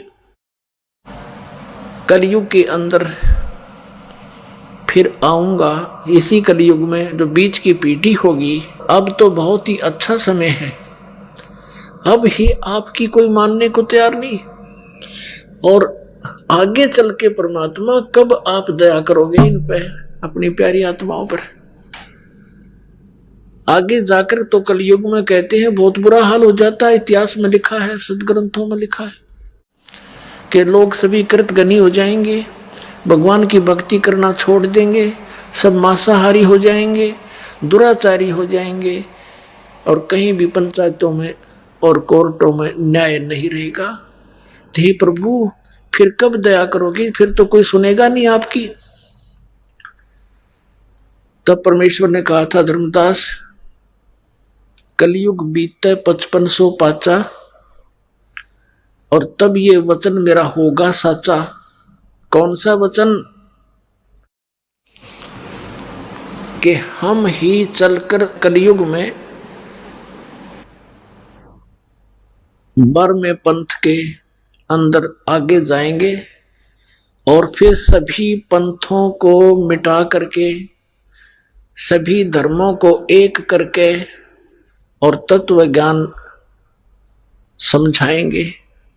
और फिर सभी आत्माएं, चाहे किसी भी पंथ मजहब धर्म में वो रह रही है, वो सभी कबीर साहब की शरण में, मेरी शरण में आ जाएंगे। पूरे विश्व में मेरा ही नाम, मेरा ही ज्ञान रहेगा और सभी ये पंथ ये फेल हो जाएंगे। तो धर्मदास उनके मुंह की तरफ देख रहा है, भगवान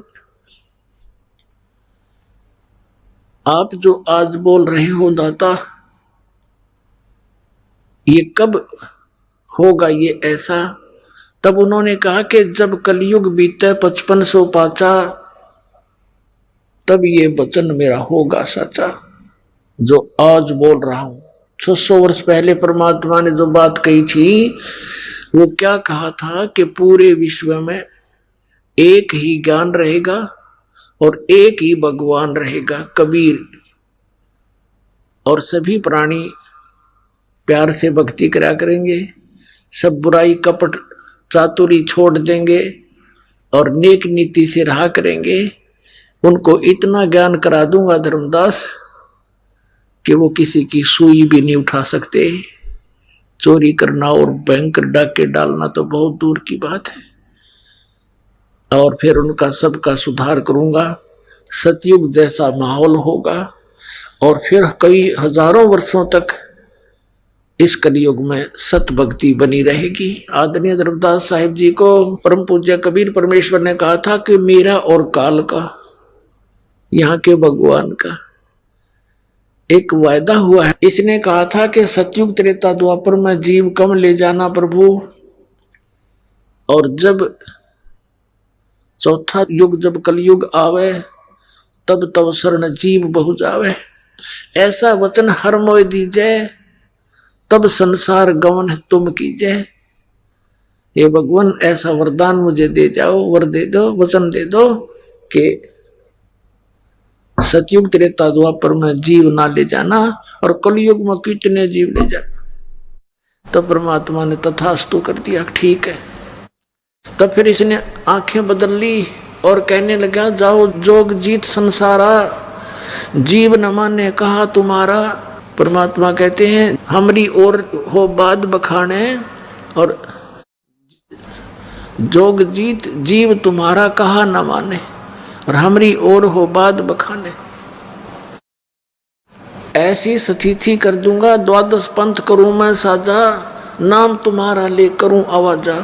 द्वादश पंथ नाम जो ले ही, ये सब मेरे मुख में आन समोई। फिर कहते हैं और अनेक पंथ चलाऊं, या विद जीवों को भरमाऊं।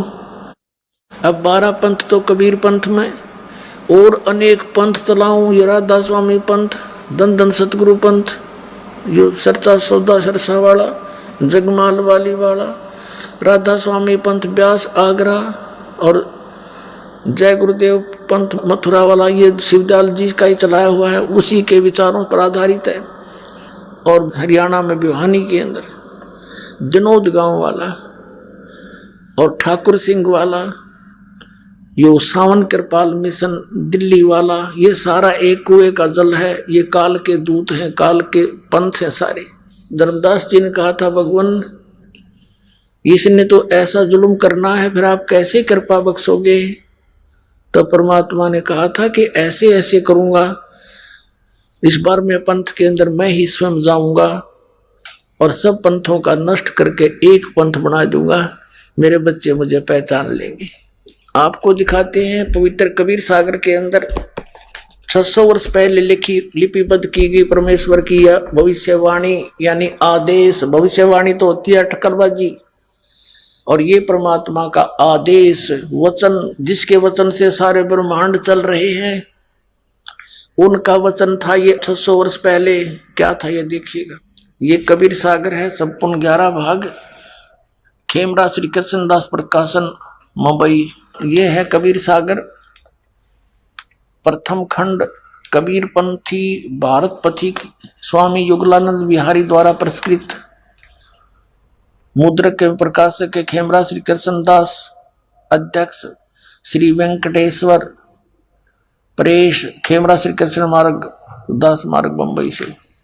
ये देखिएगा बौद्ध सागर कबीर वाणी नामक चैप्टर है कबीर सागर का, 136 पृष्ठ पर। ये कई भागों में है। द्वादश पंथ चलो सो भेद। अब ये 12 पंथों की जानकारी दी है इसमें। द्वादश पंथ काल फुरमाना और भूले जीव न जाव ठिकाना। परमेश्वर ने कहा था 600 वर्ष पहले कि धर्मदास इन 12 पंथों में काल का फुरमान होगा, उसका आदेश हुक्म और उसका ज्ञान और मंत्र होंगे इन 12 पंथों में। ताते ताते आगम कह हम राखा, वंश हमारा चूड़ामणि शाखा। प्रथम जग में जागू बरमावे, बिना भेद वो ज्ञान चुरावे। दूसर सुरत गोपाल होई, तीसरा मूल निरंजन पंथ टकसार। इस प्रकार तो ये इन्होंने यहाँ प्रथम जागू कर दिया। ये जागू नहीं है, ये प्रथम है चूड़ामणि। इसका कंप्लीट ज्ञान यहाँ दिया, देखिएगा। ये बौद्ध सागर ही है और इसका चैप्टर यहाँ पर कबीर चरित्र बोध है, वो कबीर वाणी है, वो पद्य भाग है। अब गद्य भाग में लिखा है यहाँ पर 1870 पृष्ठ पे क्या लिखा है, कबीर साहब के पंथों का वृंतांत।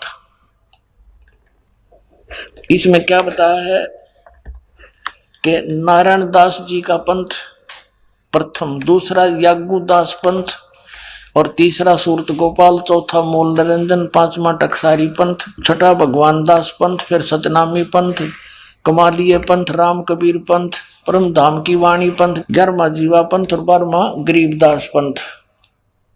इन्होंने प्रथम नारायण दास लिख दिया। यह लिखना था, ये प्रथम है चूड़ामणि पंथ। ये चूड़ामणि को तो उत्तम मानते रहे बाकियों को, क्योंकि नारायण दास जी ने तो कबीर परमेश्वर के मार्ग को स्वीकार ही नहीं किया था, इसको तो लिखना ही व्यर्थ है। इन्होंने थोड़ी फेर बदल कर दी। अब फिर हम आते हैं उसी चैप्टर पे, ये कबीर वाणी में आगे हम, वो कबीर चरित्र बोध था, बोध सागर का ही 136 पृष्ठ हम पढ़ेंगे, अब आसानी से समझ में होगा। द्वादश पंथ काल फुरमाना और भूले जीव न जाओ ठिकाना। इन 12 पंथों के अंदर जितने भी कबीर पंथ हैं ये सब काल के पंथ हैं। इनके पास कोई मंत्र यथार्थ नहीं, सतनाम का इनको ज्ञान नहीं, सतनाम बिना मोक्ष नहीं। तो ये काल की फरमान इसमें चल रहा है। आगे देखो, ताते आगम कहे हम राखा, वंश हमारा चूड़ामणि शाखा है। ये है प्रथम, आगम कहे हम राखा ये लिखना था, वंश हमारा चूड़ामणि शाखा। फिर यहाँ दूसरा लिखना था जागूदास, सूरत गोपाल, मूल निरंजन और चौथा टकसार। ये 5वां होना चाहिए टकसार। फिर जीवा पंथ, फिर सतनामी पंथ और फिर राम कबीर पंथ। अब ये परम धाम की वाणी पंथ। अभी इन्होंने 10वें तक ते लिख दिया। आगे आगे फैस होगी इनकी, भूल गए आगे। अब देखो ये साखी, अब यहाँ लिखा है 11वां है यो परम धाम की वाणी। अब ये है, यहाँ से शुरू होता 12वां, ये 11वां, ये 12वां। साखी भाव पर यहाँ से लिखना, संवत 1775 होई, तादन प्रेम प्रगटे जग सोई। कहते हैं कि इसमें लिखा परमात्मा ने कि संवत 1775, ये 74 है, गलती से 75 मिसप्रिंट हो गया है। आदरणीय गरीबदास साहिब जी, गांव छुड़ानी, जिला जज्जर, हरियाणा के अंदर। उनका जन्म संवत 1774 सन 1717 में हुआ था। ये गलती से मिसप्रिंट है। और इसमें ये कहा है कि गरीबदास का जो पंथ होगा, गरीबदास जी को भेजूंगा मैं, परमात्मा ने भेजा, लेकिन आगे चल के काल प्रवेश कर जाता है इन पंथों में। तो गरीबदास के द्वारा मेरी वाणी दोबारा उजागर होएगी, प्रकट होएगी, क्योंकि कबीर सागर में, कबीर पंथ में काल घुस गए। ये काल के दूत आगे 12 के 12। गरीबदास जी तो परमात्मा के भेजे हुए हंस थे, लेकिन आगे चल के इसमें सब काल के दूत हो गए। कबीर परमेश्वर की वाणी है, उसमें फेर बदल कर दिया उन्होंने, काल के दूतों ने, किसी भी कारण से, चाहे वो ना समझ के, तो उसकी पूर्ति करने के लिए आदरणीय गरीबदास साहिब जी के द्वारा अपनी महिमा की वाणी परमेश्वर में पुनः प्रकट करवाई सन 1727 में। जो 10 वर्ष के जब गरीबदास जी हुए तो परमेश्वर सतलोक से चलकर आए थे बाबा जिंदा का रूप बना के। जैसे आदरणीय नानक साहिब जी को मिले, आदरणीय धर्मदास साहिब जी को मिले, ऐसे ही आदरणीय गरीबदास साहिब जी को मिले और फिर अपने ज्ञान से फीड कर दिया उनके अंदर। उन्होंने फिर महिमा की वाणी दोबारा प्रकट की, जो आज दास आपको सुनाता रहता है, जिसमें बहुत गूढ़ रहस्य है। अब देखिएगा, संवत 1775 हुई, ये 74 है। तादिन प्रेम प्रगटे जग सोई, आज्ञा रहे ब्रह्म बोध लावे, कोली चमार सबके घर खावे। यानी गरीबदास जी ने छुआछात को बहुत कम किया था। साखी हमारा ले जीव समझावे, असंग ठोड़ जन्म नहीं पावे। गरीबदास के पंथ तक के सभी प्राणी कहते असंग जन्म भी सतलोक नहीं जा सकते।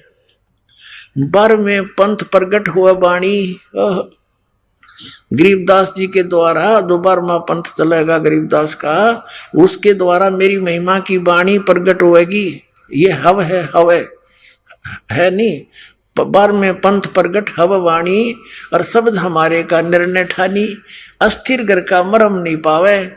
ये 12 पंथ हम ही को ध्यावे। यानी गरीबदास के पंथ तक भी किसी को सतलोक का ज्ञान नहीं हो सकता, क्योंकि परमात्मा ने कहा था धर्मदास मोरी लाख दुहाई, ये सार शब्द की तबार ना जाई। और सार शब्द बार जो पढ़ी बिचली पीढ़ी हंस नहीं तरी। फिर कहा है कि धर्मदास मेरी लाख दुहाई, ये मूल ज्ञान कई बार ना जाई। मूल ज्ञान बाहर जो पढ़ी बिचली पीढ़ी हंस नहीं तरी। और मूल ज्ञान को, इस तत्व ज्ञान को तब तक छुपाई जब तक ये सभी पंथ ना मिट जाई। तो अब तक इसको छुपा के रखना था। आगे देखो, बार पंथ प्रगट हो बाणी, शब्द हमारे की निर्णय ठानी, अस्थिर घर का यानी स्थाई स्थान सतलोक का वो मरम ना पावे। ये 12 पंथ हम ही को ध्यावे। फिर कहते हैं 12 पंथ हम ही चलावे, चल करावे। गरीबदास के पंथ में आगे चलकर कहते हम ही चल कर आएंगे, और सब पंथ मिटा एक ही पंथ चलावे। बोलो सतगुरुदेव।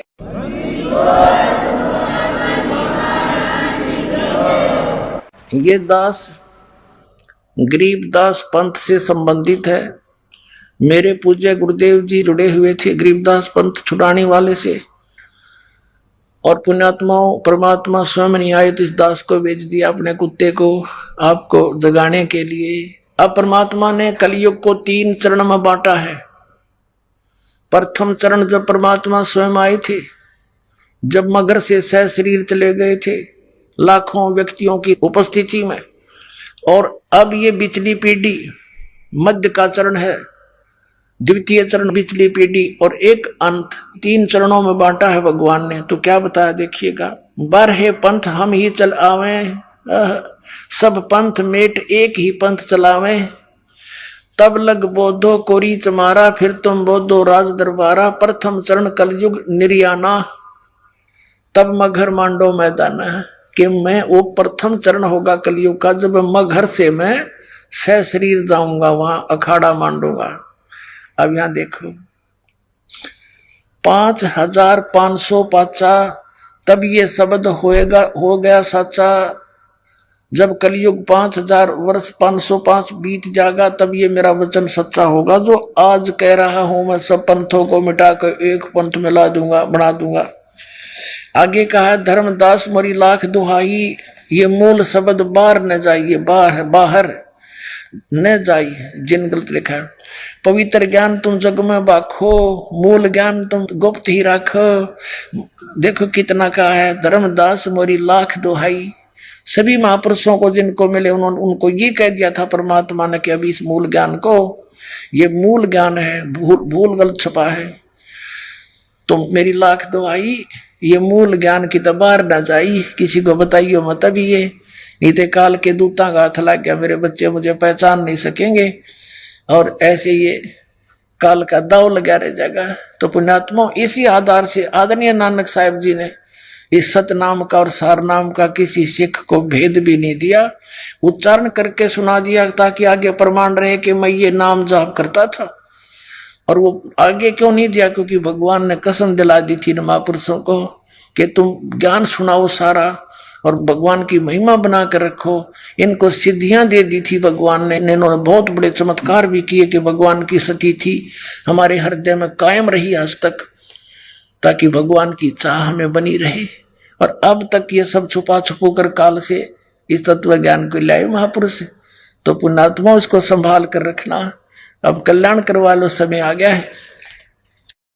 अब क्या बताते हैं? धर्मदास मरी लाख तो आई, ये मूल ज्ञान है, गलती से भूल लिखा है, बाहर ना जाई। फिर लिखा है मूल ज्ञान बाहर जो पढ़ी, बिचली पीढ़ी हंस नी तरही। परमात्मा कहते हैं 33 अरब ज्ञान हम भाखा, मूल ज्ञान गुप्त ही रखा। हमने 33 अरब वाणी बोल दी है, लेकिन ये मूल ज्ञान अभी छुपा के रखा हुआ है। अब खोलने के आदेश हुआ परमात्मा का इस दास को आदेश दिया है सन 1997 में। इस दास के ऊपर मेहर करी परमात्मा ने कि अब तू खोल दे सारे ठा दे ढूंढा। अब कहा है 33 अरब ज्ञान हम बाखा, ये मूल ज्ञान गोए माने गुप्त ही रखा। मूल ज्ञान तुम तब लग छपाई, जब लग द्वादश पंथ मिट जाई। अपना आत्मा, ये तो परमात्मा ने 600 वर्ष पहले कहा कि 12वें पंथ में हम ही चलकर आएंगे और सब पंथों को मिटा के केवल एक ही पंथ रहेगा, दूसरा। अब देख लेना कुछ दिनों में बुद्धिमान समाज है और भाग्या होगा उन नकलियों के पास से और लेगा उपदेश, अपना कल्याण कराएंगे, मोक्ष हो जाएगा। अब ये तो ज्ञान दिया परमेश्वर ने, अपना विधान बनाकर छोड़ दिया था, लिख दिया था।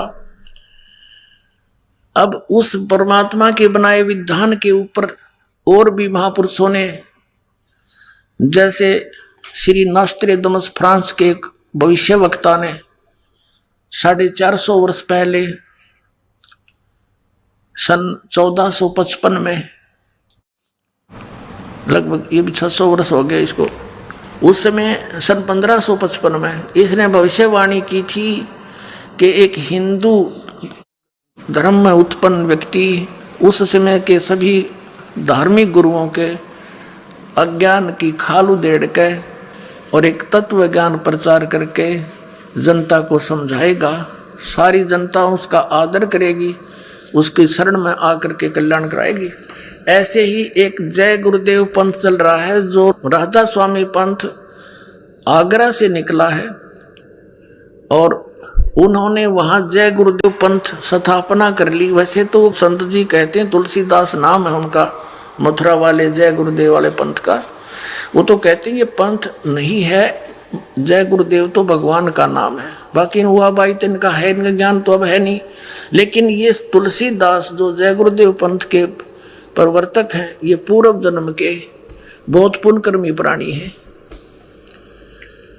बहुत पुण्यकर्मी प्राणी हैं। लेकिन आगे भक्ति ठीक ना होने से, शास्त्र अनुकूल साधना ना होने से इनकी पूर्व जन्म की कमाई अब बिल्कुल नष्ट हो चुकी है, भक्ति नाश हो चुका है इसका। सन 1971 में 7 सितंबर 1971 में इस तुलसीदास जी ने, जय गुरुदेव पंथ के प्रवर्तक ने, तब एक वाणी बोली थी। एक तो भविष्यवाणी होती है, वो नहीं, इसने वर्तमान की सतवाणी बोली थी कि एक महापुरुष होगा और पूरे विश्व में उसी का शासन होगा, जनता उसका बहुत आदर करेगी। अब मैं पहले आपको इसको पढ़कर सुना दूं, उन्होंने बहुत अच्छी तरह लिखा है। तो उस समय तक तो इसकी दिव्य दृष्टि काम करे थी और अब इसकी वो कमाई खत्म होगी। भविष्यवाणी करने में भी बैटरी डिस्चार्ज होती है, क्योंकि कमाई नष्ट होती है। किसी को आशीर्वाद दे दिया, उससे भी कमाई नष्ट होती है। तो जैसे बैटरी चार्ज होती है इन्वर्टर की, और वो जब चार्ज हो चुकी है और उसमें से चार्जर भी हटा दिया, वो फिर भी काम कर रही है। और यदि आगे चार्जर नहीं लगाया हुआ है उसको, तो फिर क्या होगा कि कुछ देर तो वो चलेगी, फिर एकदम सब सुविधाएं बंद हो जाएंगी, वो बैटरी डिस्चार्ज हो जाएगी, ना बल्ब जगह, ना ट्यूब जगह, ना पंखा चले, यूजलेस हो जाएगी। तो यही स्थिति उन महापुरुषों की हो जाती है जो काल के फंस जाते हैं और पूर्व जन्म के पुण्यकर्मी प्राणी होते हैं।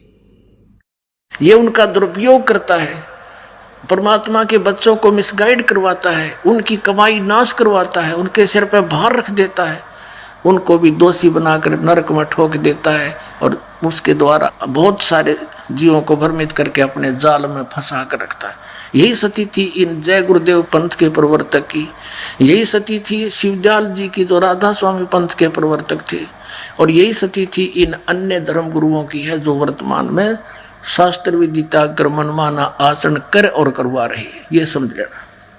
ये देखिएगा जय गुरुदेव की अमरवाणी, एक पुस्तक है जय गुरुदेव की अमरवाणी भाग 2, ये मथुरा में है ये पंथ इनका। ये है ये तुलसीदास जी, ये देखो ये पहला संत है राधा स्वामी ब्रांच में जिसने अपने साथ में दास शब्द लगाया है, नहीं तो कोई ताराचंद और कोई संग और कोई शिवदयाल सिंह हैं। तो ये महान आत्मा थे, नम्रता थी इनमें, लेकिन ये फंस गए उस नकली के शिवदयाल के राधा स्वामी पंथ के प्रमुख रागरा वाले के, उस अज्ञानी को परम धनी जानकर ये अपना जीवन नष्ट कर दिया। वो स्वयं भूत बना हुआ है, शिवदयाल जी बुक्की में बोल रहा है, वह हुक्का पी रहा है, रोटी खा रहा है, फिर बुक्की में भूतों की तरह ब्रह्म माटी अपनी करवा ली, करोड़ों जीवों को और काल के जाल में ठोक गया। अब इसने क्या कहा, बाबा जय गुरुदेव, बाबा जय गुरुदेव जी महाराज, इसके हाथ भी गल गए हैं, इसके पैर भी गले पड़े हैं, बहुत बुरा हाल हो गया इसका, क्योंकि बैटरी डिस्चार्ज होगी, पुण्य खत्म हुए। प्रकाशक इस पुस्तक के जय गुरुदेव की अमरवाणी शाकाहारी सदाचारी बाल संघ से संकलित, प्रकाशक है दिव्या शर्मा, 88 साकेत कॉलोनी मथुरा उत्तर प्रदेश। मुद्रक है अर्जेंट प्रिंटर्स पुराना बस स्टैंड मथुरा। इसके हम पहले 59 पृष्ठ को आपके रूबरू करते हैं। ये देखिए ये 59 पृष्ठ है, यहाँ पर इसने शाकाहारी पत्रिका में छपा है। ये 28 अगस्त 1971 में इन्होंने ये स्टेटमेंट दी है, महापुरुष का जन्म भारतवर्ष के एक छोटे से गांव में हो चुका है और वह व्यक्ति मानव इतिहास का सबसे महत्वपूर्ण व्यक्ति बनेगा। उसे जनता का इतना बड़ा समर्थन प्राप्त होगा कि आज तक किसी को नहीं मिला है। वह महापुरुष नए सिरे से विधान को बनाएगा और वह विश्व के संपूर्ण देशों पर लागू होगा। उसका एक झंडा होगा, उसकी एक भाषा होगी। ये शाकाहारी पत्रिका में 28 अगस्त 1971 में इसने ये वचन बोले। पुण्यात्मा 28 अगस्त 1971 को इस जय गुरुदेव पंथ के प्रवर्तक श्री तुलसीदास जी ने ये कहा, तो लोगों ने इनसे पूछना प्रारंभ कर दिया कि हे महाराज जी, वो जन्म हो चुका है उस महापुरुष का, तो कहाँ है वो, हमें बता दो, बताओ तो श्री। तो इसने फिर 7 सितंबर 1971 को फिर स्टेटमेंट दी है। ये पृष्ठ नंबर 50 पर लिपिबद्ध है, देखिएगा इसी पुस्तक के 50 नंबर पृष्ठ पे। शाकाहारी पत्रिका 7 सितंबर 1971 को इसने क्या कहा कि वो 20 वर्ष का हो चुका है। ये देखिएगा वह अवतार जिसका 28 अगस्त 1971 को इसने वर्णन किया है, जिक्र किया, वह अवतार जिसकी लोग प्रतीक्षा कर रहे हैं 20 वर्ष का हो चुका है। यदि उसका पता बता दूं तो लोग उसके पीछे पड़ जाएंगे। अभी ऊपर से आदेश बताने के लिए नहीं हो रहा है, मैं समय का इंतजार कर रहा हूं और सभी महात्माओं ने समय का इंतजार किया है। समय आते ही सबको सब कुछ मालूम हो जाएगा। पुण्यात्माओं 8 सितंबर 1951 को इस रामपाल दास का जन्म हुआ, गांव धनाना और जिला उस में रोहतक था, अब सोनीपत हरियाणा के अंदर भारतवर्ष में। और 7 सितंबर 1971 को ये दास पूरा 20 वर्ष का हो चुका था। 8 सितंबर को 21वां वर्ष शुरू हो जाता है। अब इसने 7 सितंबर 1971 को भविष्यवाणी की है कि वो 20 वर्ष का हो चुका है वह अवतार जिसकी लोग प्रतीक्षा कर रहे हैं, 20 वर्ष का हो चुका है। यदि उसका पता बता दूं तो लोग पीछे पड़ जाएंगे। पुण्यात्माओं, ये तो है उनकी, या भविष्यवाणी भी नहीं कह सकते, इन्हें तो साची साच बता दी। उस समय इसकी दिव्य दृष्टि काम करे थी और परमात्मा ने इसको भेज रखा है, क्योंकि ये सभी आत्माएं भगवान कबीर साहिब के बच्चे हैं और जिनमें आज तक भी थोड़ी बहुत भक्ति की चाह और शक्ति उपलब्ध है। तो ये वो प्राणी है जो कभी पहले कलयुग में, जैसे अब वर्तमान में ये सच्चा मार्ग चला है, इसमें विचलित हो जाएंगे 2, 4, 5 वर्ष में, तो उनके इस मंत्र से इतनी कमाई इकट्ठी हो जाएगी, पूछो मत। स्वर्ग में देवता भी बनेंगे और ब्रह्मलोक में भी रहेंगे और फिर अन्य युगों में भी अच्छी राजपद प्राप्त कर लेंगे और फिर भी कुछ भक्ति शेष रह जाएगी, उसका नाश ये कलयुग में करा होगा। अब ये वही आत्माएं हैं परमात्मा की, इनको भेजा तेनो था कि तू ही बता दिए उस टाइम से जब सारा काम ठीक हो ले, कति कंडम कर दिया काल नहीं हो। उस समय तो ये सच्ची बोल गया, परमात्मा ने दया करवा दिया आपके ऊपर। देखो इन जय गुरुदेव वाले पंथ के अनुयायियों ने कम से कम इतना तो विचार लाना चाहिए, बुद्धि से सोचना चाहिए कि ये खुद कहता है कि कोई और महापुरुष है और उससे सबका कल्याण होगा, तो उसके पीछे क्यों लग रहे हैं? छोड़ देना चाहिए उसको। चल इसकी बुद्धि काम नहीं करती है तो इसकी तो बैटरी डिस्चार्ज होली, यानी भक्ति नष्ट होली कति। नहीं तो ये उस दिन साची बोल रहा था, आज क्यों नहीं बताता? कह दे बरवाड़ा में बैठा भाई 20 वर्ष वाला,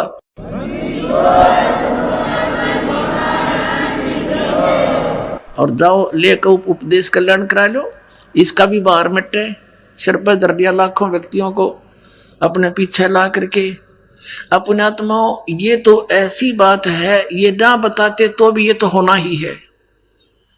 जैसे कोई खगोल भगोल का ज्ञाता और ये बता दे कि परसों सूर्य उदय 6:40 पर होगा, वो ना बताता तो भी उसी से भी होना ही होना था, क्योंकि परमात्मा ने विधान बना रखा है। तो ऐसे ही परमात्मा ने 600 वर्ष पहले कबीर जी ने, पूज्य कबीर परमेश्वर जी ने ये कह दिया था कि जब 5505 वर्ष बीत जाएंगे धर्मदास, तब ये मेरी बात सच्ची होगी जो आज कह रहा हूं, और तब तक तो कोई पढ़ेगा इस मेरी वाणी ने न सोचेगा ये तो व्यर्थ की बातें हैं। वो कब आओगा वो समय, ये हो ही नहीं सकता। कलयुग तो कति भट्ठा बैठ गया, मानवता का नाश होने लग रहा है। अब परमात्मा क्या नहीं कर सकता? सतगुरु जो चाहे सो कर ही, 14 कोट दूत जम डर ही, रूत भूत जम त्रासे मारे और चित्रगुप्त के कागज पाड़े। तो ये काल के कागज पाड़ देगा। अब सबसे पहले ये प्रमाणित करते हैं कि वर्तमान में कलयुग कितना बीत चुका है। एक ये पुस्तक है, ये शंकराचार्यों की लिखी हुई पुस्तक है, ज्योतिर्मय ज्योतिर्मठ इसका नाम है। और ये जगत गुरु शंकराचार्य स्वरूपानंद सरस्वती जी महाराज हैं, ये इसके संरक्षक हैं। ये ज्योतिष पीठ, द्वारका शारदा पीठ आदि 2 मठों के ये प्रबंधक हैं, मठाधीश हैं। संपादक लेखक के संकलन करता है विष्णुदत्त शर्मा, अध्यक्ष आध्यात्मिक उत्थान मंडली दिल्ली। प्रेरणा स्रोत ये सारे हैं। मुद्रक है फाइन प्रिंट एंड पैक्स, अच्छे सारे। प्रकाशक है अखिल भारतीय आध्यात्मिक उत्थान मंडल, 1/3234 गली नंबर 2, रामनगर तिवारी, मंडोली रोड, सादरा दिल्ली। ये सारा कुछ इनका लिखा हुआ है। इसके 11 पृष्ठ आपको दिखाते हैं। 11 पृष्ठ पे आदि शंकराचार्य का संक्षिप्त जीवन परिचय।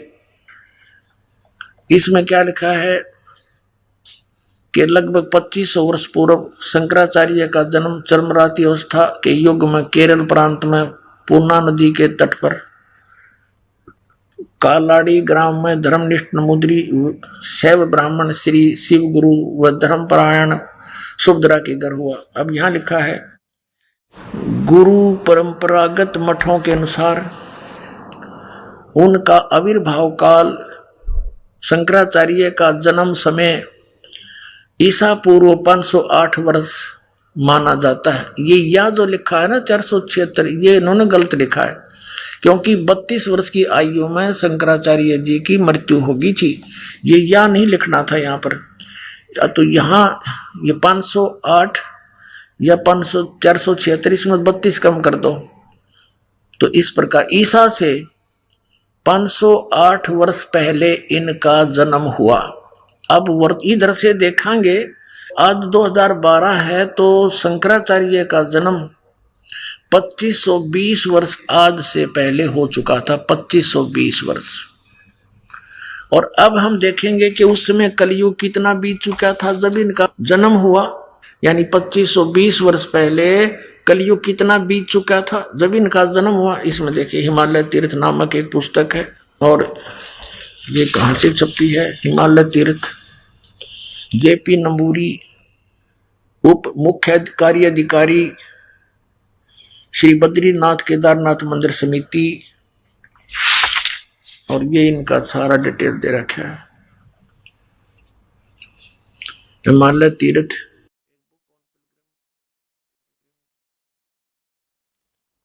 पहला प्रकाश, इसके प्रकाशक हैं रंजू चक्रवर्ती, 76A/1, बामा चरण राय रोड, कलकत्ता, दूरभाष। ये ऐसे मुद्रक गिरी प्रिंट सर्विसेज, कलकत्ता। अब इसके 42 पृष्ठ पर देखिएगा, ये 42 पृष्ठ है। हिमालय तीर्थ शंकराचार्य के विषय में है ये सारी कहानी। ये शंकराचार्य के जन्म का के विषय में कहा है। आदि केदारेश्वर के समक्ष शंकराचार्य जी की दिव्य संगमरमर की मूर्ति, ये तो अलग है। कलयुग के 3000 वर्ष व्यतीत होने पर बौद्ध मीमांसकों के मत पर विजय प्राप्ति के लिए शंकर यति के रूप में आविर्भूत होंगे। यानी जब कलयुग 3000 वर्ष बीत जाएगा तब श्री शंकराचार्य का जन्म होगा। और ये फिर कब हुआ? ईसा से 508 वर्ष पहले। अब हम नीचे से गिनेंगे तो आज से हो गए 2520 वर्ष श्री शंकराचार्य के जन्म को। और उस समय कलयुग कितना बीत गया था? 3000, और 3000 इसमें जोड़ दे 2520 में, आज 5520 वर्ष कलयुग बीत चुका है। अब हमने कलयुग निकालना है। अब कलयुग सन 2000 में कितना बीत गया? 5508 वर्ष बीत गया सन 2000 में। हम 2000 से मान लें कि 2000 से पहले 508 वर्ष पहले तो शंकराचार्य का जन्म हुआ ईसा से, तो 2000 में और 3000 वर्ष कलयुग बीत चुका था, तो 5508 वर्ष हो गए सन 2000 में। और 5505 कद होंगे सन 1997 में। 3 कम कर दो 2000 में से। सन 1997 में कलयुग 5505 वर्ष बीत चुका था। मार्च 1997 में फाल्गुन की सुदी यानी चांदनी एकम के दिन के 10 बजे वो परमेश्वर इस दास को कुछ क्षणों के लिए मिले थे और ये आदेश दे गए थे, अठादे ढूंढाई। अब आपको दिखाते हैं। ये नो ना सोचो पुणात्मा, यो दास ने यो तो रहस्य भी देखा, महीना कुआ है। और ये पुस्तक एक पहले दास ने लिखी है, आध्यात्मिक ज्ञान गंगा। इसको 2008 या 9 में लिखी थी हमने, ये 2009 में।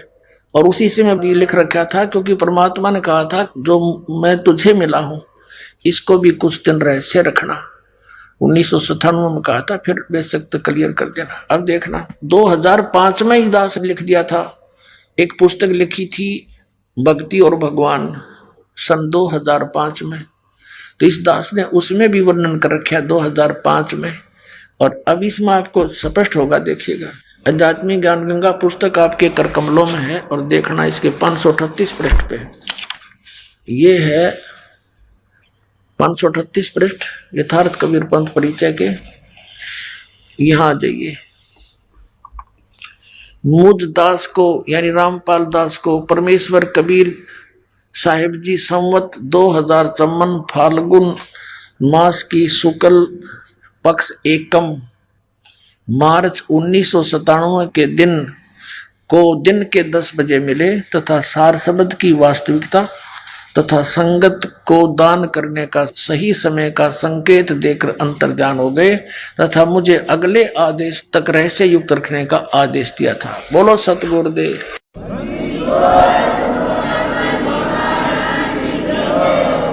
अपने आत्मा वाग्य परमात्मा ने एक अमरवाणी और खजाना हमें दिया है। ये देखिएगा, आपको दिखाते हैं। सौषम वेद, ये कबीर सागर आपको फिर दिखाते हैं।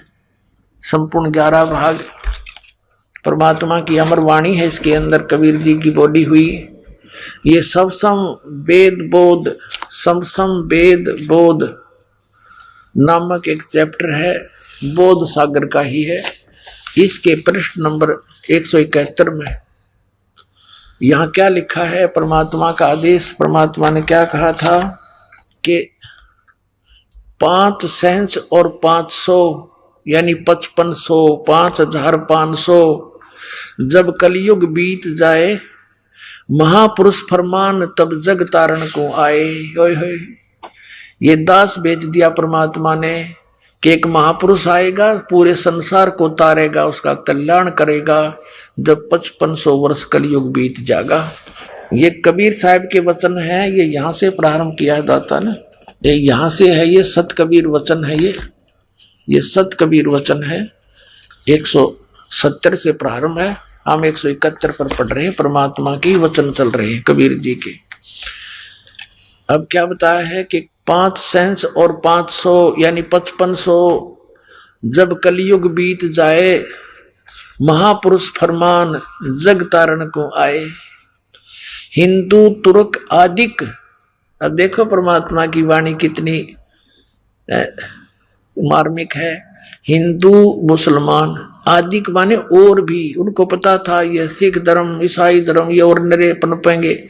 इन सब में जितने भी जीव हैं सब का कल्याण करेंगे।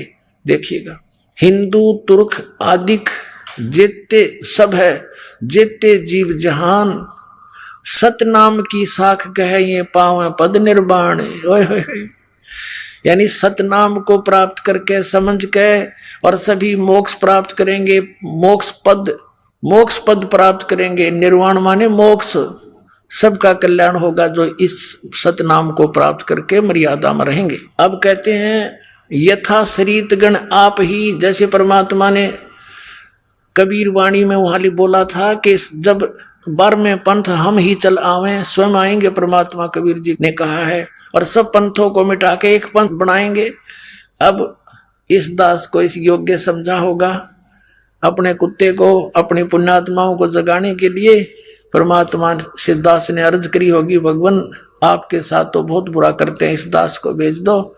कोई बात नहीं, मैं तो कुत्ता हूं आपका, ठोकर खा लूंगा, लेकिन आपके बच्चों को जगा दूं, इतनी शक्ति अवश्य दे देना। तो उन्होंने दया करके इस दास को भेज रखा। देखिएगा, अब कहते हैं 12वें पंथ हम ही चलावें, सभी पंथों को मिटा के एक पंथ में लावें। उसी का यहाँ प्रमाण है कि वो सभी कैसे इकट्ठे होंगे, सच्चाई से परिचित होकर सभी पंथ और सभी ऐसे मिल जाएंगे जैसे यथा शरीत गण आप ही मिले सिंधु में धाये, और सत सुकृत के मध्य तिमी सभी पंथ समाये। क्या बताया है कि जैसे सरिता दरियाएं, सरितगण बहुत सारी दरियाएं, नदी अपने आप ही समुद्र में शीघ्रता के साथ मिल जाती हैं, वो रुक नहीं सकती। ऐसे उस सत्सुकृत पंथ में, उस श्रेष्ठ पंथ में जो दास ने चलाया है, उसमें ऐसे सारे मिलकर ऐसे समा जाएंगी जैसे सरिता दरियाएं समुद्र में जाके स्पीड से मिल जाती, उनको कोई रोक नहीं सकता।